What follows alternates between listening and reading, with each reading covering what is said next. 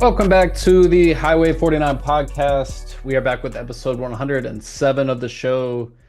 Today we have Today we have one of the new quarterbacks in Charlotte, quarterback Conner Harrell coming over from North Carolina. Talk with him for about 15, 20 minutes here later in the episode. But as always, before we dive in, gonna hit the best thing we've seen this week. Hannah, what you got? I gotta say, this past weekend was back in Cary for NC Courage game, and obviously it ended up in a draw, so not the result they wanted. But it was super fun because they had a lot of their youth kids out during the night. It was Shield Night, so they were honoring all the little kids who play on the youth teams, and so I got to do a lot of interaction with them, and they were honestly just the highlight, the star of the show. They were so fun, so energetic. I got to interact with them a lot, so it was just a super fun night. Just overall, really enjoyed it. Always a great time when I go up there. But Jeremy, what's the best thing that you have seen this week? Best thing or worst thing, it was my performance in our rec basketball game last night. Now, I did play well. However, 9:30 p.m. tip-off on a Monday night. Woof. And Hey. I'll tell you what, the team we played were way older than us. They were like 40 plus. And in the first half, we were running them out of the gym. I'm talking fast break, looking like the 2007, Phoenix Suns. I'm Steve Nash out there finding my guys on outlets. It's going great. I'm getting to the basket. I'm yelling and one Hunter knows. I'm getting some nice buckets there, but get home around like 10:30, take a shower around 11, and I woke up. I was like, "Oh my God, am I up in time for this interview?" So 9:30 p.m. tip is the worst thing, but you know me, I'm a baller. That's the best thing. That's what I have so far. Hunter, end us off on what the best thing you've seen this week is. Yeah, Jeremy putting up prime Dylan Brooks lines. That's what I'm talking about. No techs, no ejections, though. He's safe this week. For me, probably. So I got to go to Raleigh this past weekend. Shane Gillis had a stand up there. Got some tickets to that. That's a hilarious dude. So that was probably the best thing I've seen this week. And going to pivot straight from there and say the worst thing was the Hornets draft lottery result. Yeah, it was rough. So I went to Legion Brewing in South Park. The team did an event last night, and vibes were high. I mean, it's like 6 o'clock. People are there getting beers, having food. Del Curry's walking around. Muggsy Bogues is walking around. The Hornets brass. While most of them were in Chicago for the actual lottery event itself, there were a couple kind of scattered throughout the venue. Like I say, it starts out as a really good time, and you see that they get into the top four. You're seeing all these teams drop. And when you say that they got the fourth pick, it's just like the life got sucked out of the building. And it went from like a loud roar, like jubilation, just to a quiet murmur. People started closing their tabs. Night ended pretty soon after.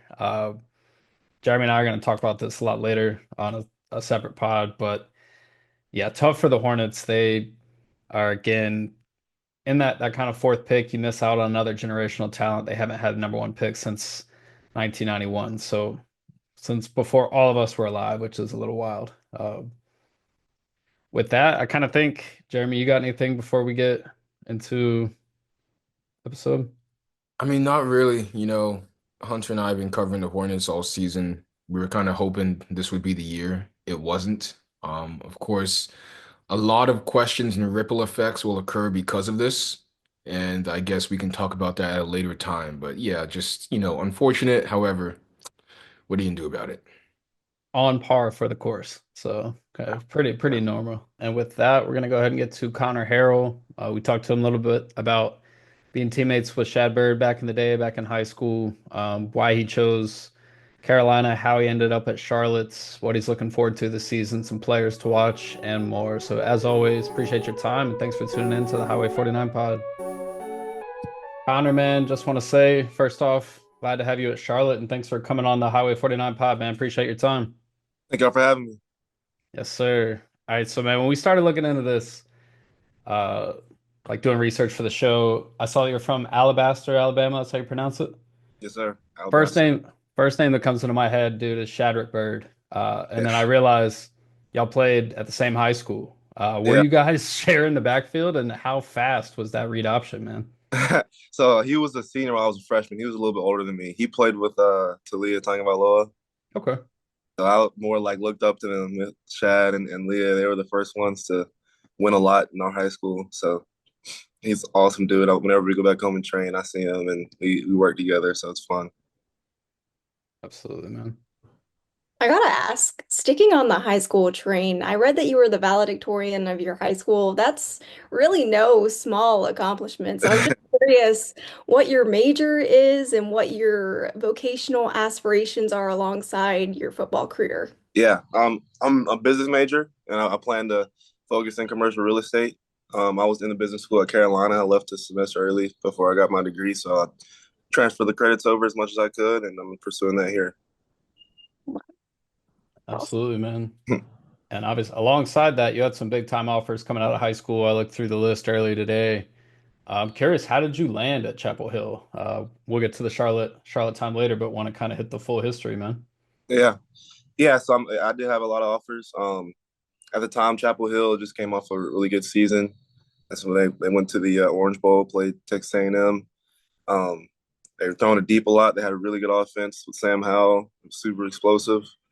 That's it's kind of similar to what we ran in high school, and that's where I felt comfortable at. And I went up there. I love the city, love the school, love the education. Great business school. Felt right. Felt like a good place to be. I don't regret my decision. You mentioned being in a big QB room, Talia Tagovailoa in high school. You've also seen some really talented quarterbacks at Chapel Hill, most notably Drake Maye and Sam Howell. People love to say iron sharpens iron. How did you see their game grow over time, and did you pick anything up from them that helped you progress as a player yourself? Oh yeah, 100%. Especially from Drake. I was with him for 2 years. Got to watch him play a lot. The way he goes about his practices, I think, is the most important. The way he prepares, and um, like I would tell Coach and tell Drake like we wouldn't have a lot of bad practices when he was there. He was always so consistent, and that's something really to note, and that carried on over to the games. How professionally it was in practice. What about what did he do that made those consistent days, always be the same? What are the ins and outs to be showing up every day for practice, and even though it might be a bad day for you, you're still doing the things that allow you guys to end the day on a good note. Yeah, I mean it starts with emotionally, not getting too high or too low emotionally. He's an even kill guy.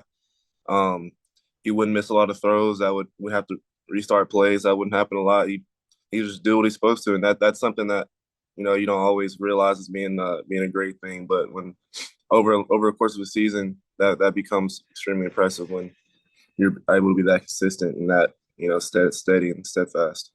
When you look at the schedule, week two, your old team comes into Jerry's place. We just talked about him. Obviously, I'm sure it's a game you're looking forward to, but what's that moment gonna be like battling some of your former teammates?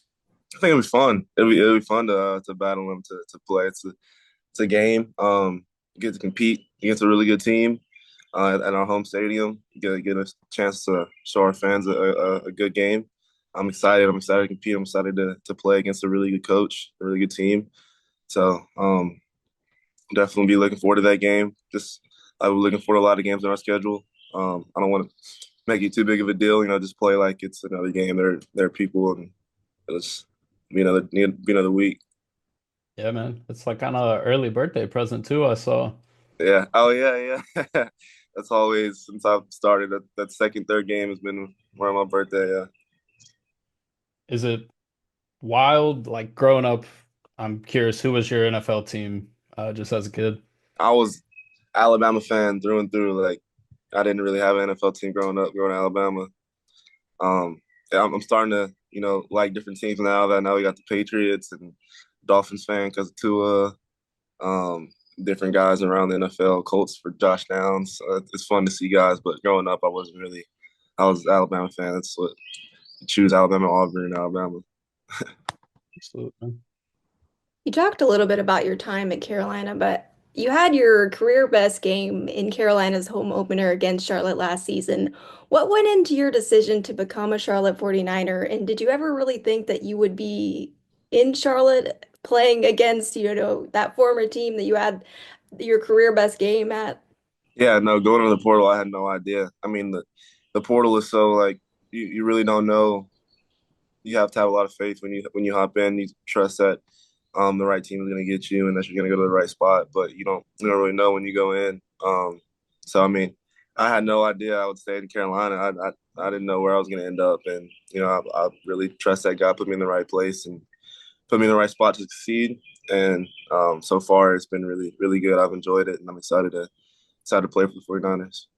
Piggy question a little bit. Coaching staffs do their due diligence when it comes to finding players that can fit their system and their culture, but it isn't a one-way street. Players have to do the same, right? What Mm-hmm. conversations did you have with Coach Albin, the rest of the coaching staff, and what made Charlotte stick out above other possible destinations? Yeah, so I mean, I knew where Coach Albin came from. I knew what he had done at Ohio, and I was looking at other schools in the MAC, and he going from the MAC to the American. So I knew like, okay, this is a most winningest coach in the MAC for the last few years, and he's going to the American. So that definitely was in my mind, and then how much he had won, how cohesive his team was, how much they played together made a huge difference, especially nowadays. And I didn't know Coach Fitch as much going through the process, but I got to know him, and I got extremely blessed with Coach Fitch, and Coach Albin was praising him. So I trust him that he's going to bring in a good offensive coordinator, and it's been great so far.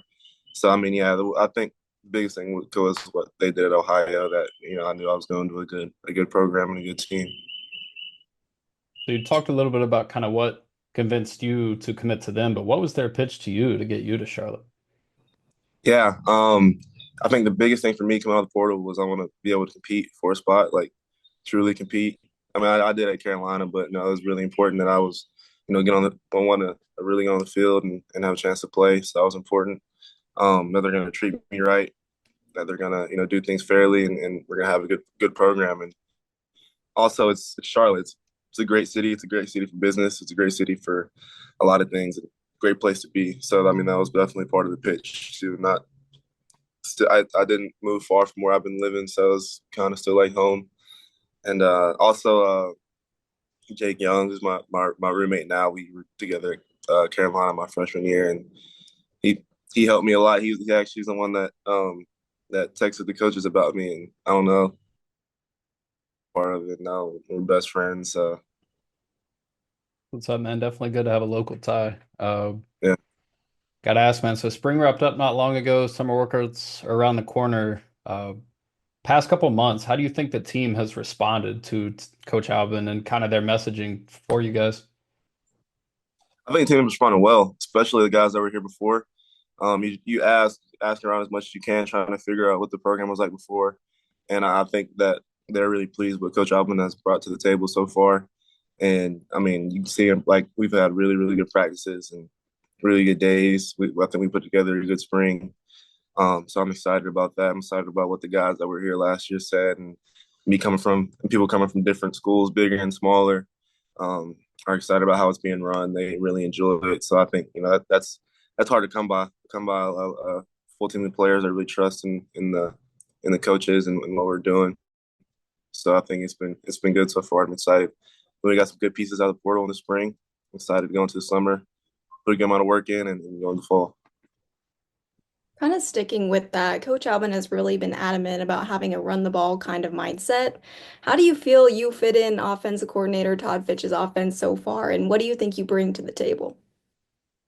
Yeah, yeah. So yeah, Coach has had that mindset. But I think he brought Coach Fitch in because he knows like we want to be able to pass the ball too to do what we want to do in this conference. So I think it's a good medium. Because Coach Fitch is used to passing the ball. Came from LSU and Ohio State. That's what he does. That's in his DNA. But also like you do need to run a ball and win championships. So I think he brought someone in that knows how to pass the ball, but with his running background, we can be able to do both.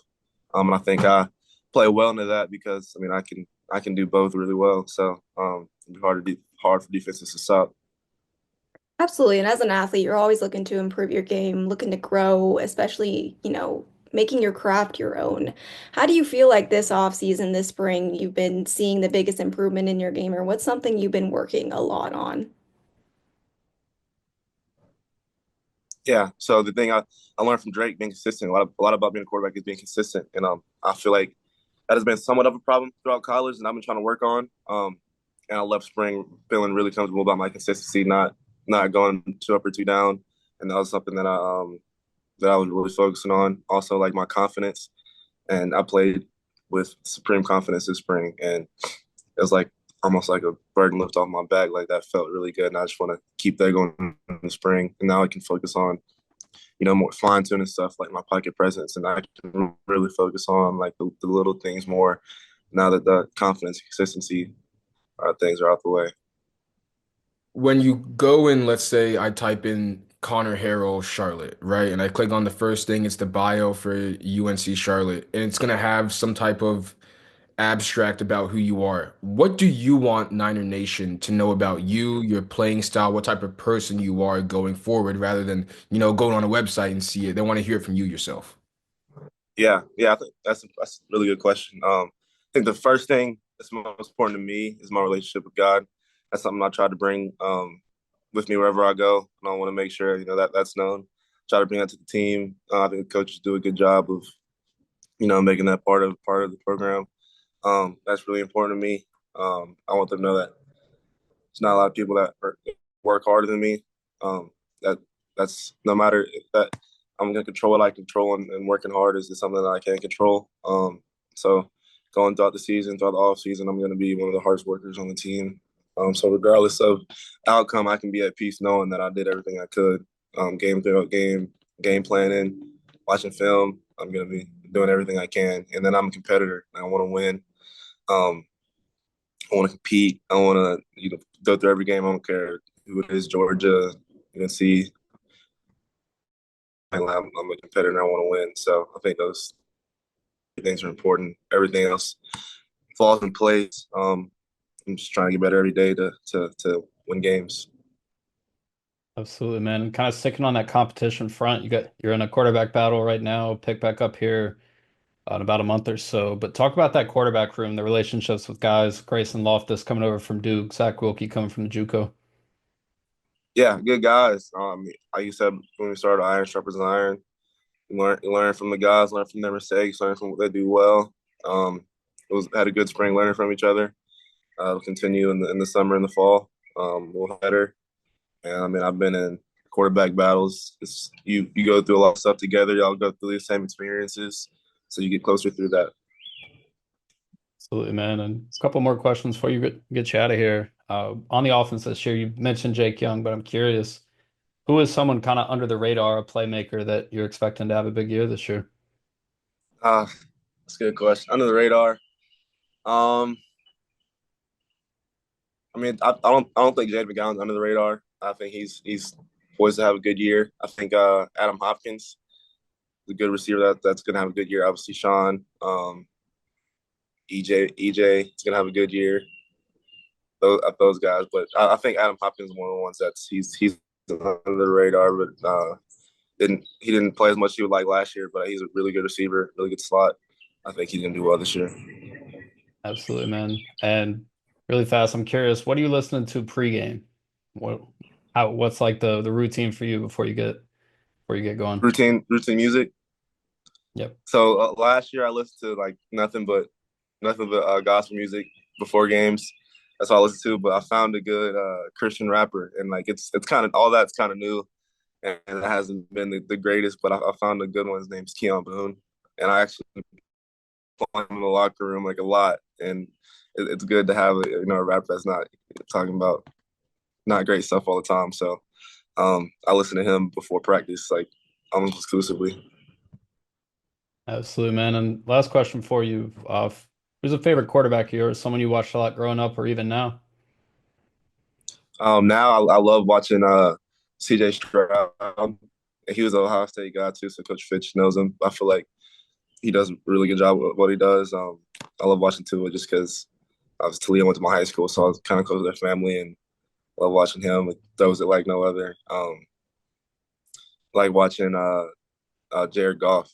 It's something I'm trying to work on. I know like my legs can bail me out some, but it's cool watching quarterbacks that don't have that as much, and they have to stay in the pocket. And that's if I was able to get some of that, then I'll be able to use my legs in more beneficial times and at a better time. So like watching what he did last year was really cool.